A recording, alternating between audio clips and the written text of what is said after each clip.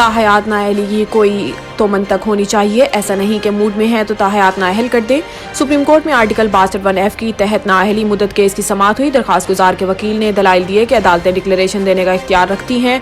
2017 में supreme court ने करार दिया जब हकाइक तस्लीम शुदा हों डिक्लेरेशन दिया जा सकता है। चीफ जस्टिस ने रिमार्क्स दिए कि सुप्रीम कोर्ट कैसे डिक्लेरेशन दे सकता है, सुप्रीम कोर्ट को यह हक कैसे हासिल हुआ, क्या सुप्रीम कोर्ट आर्टिकल 62(1)(f) का बराह रास्त कोर्ट ऑफ लॉ के इख्तियार का इस्तेमाल कर सकती है, क्या इलेक्शन ट्रिब्यूनल ताहयात नाअहल भी कर सकता है। सवाल यह है कि नाअहली ताहयात होगी, ये कहाँ लिखा हुआ है। नाअहली ताहयात का असूल तो समीउल्लाह बलोच केस में तय किया गया।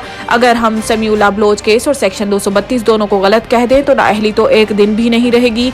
कोई सच्चा है या नहीं ये असूल तो ट्रायल के बाद ही तय हो सकता है। इस्लाम में तौबा और सिरातुल मुस्तकीम पर वापस आने का रास्ता मौजूद है।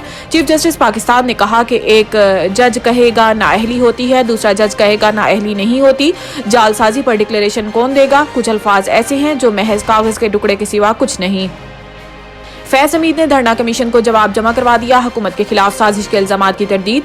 जराये के मुताबिक साबिक DGISI फैज हमीद ने कमीशन की तरफ से दिए गए सवालों के जवाब दिए। जराये का बताना है कि फैज हमीद ने जवाब में कहा है कि 2017 में होने वाले धरने में इस वक्त की हुकूमत की हदायत पर तहरीक लब्बैक पाकिस्तान के साथ मुज़ाकरात किए थे। ज़राए के मुताबिक फैज हमीद ने अपने जवाब में बताया कि 2017 में इस वक्त वज़ीर आज़म शाहिद खाकान अब्बासी और वज़ीर दाखिला एहसन इकबाल की सरबराही में काबीना का एक इजलास हुआ जिसमें इंटेलिजेंस के सरबराह नवीद मुख्तार और मिलिट्री क़यादत भी शरीक थी।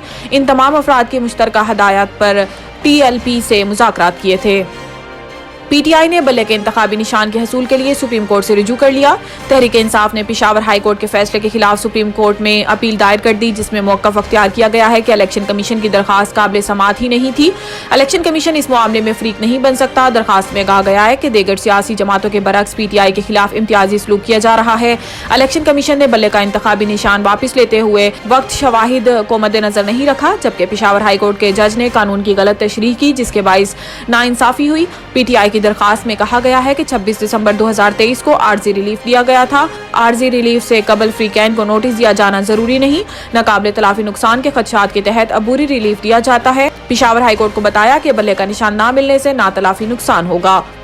NA 15 नवाज शरीफ के कागजात मंजूरी के खिलाफ आजम सवाती की अपील समाअत के लिए मंजूर।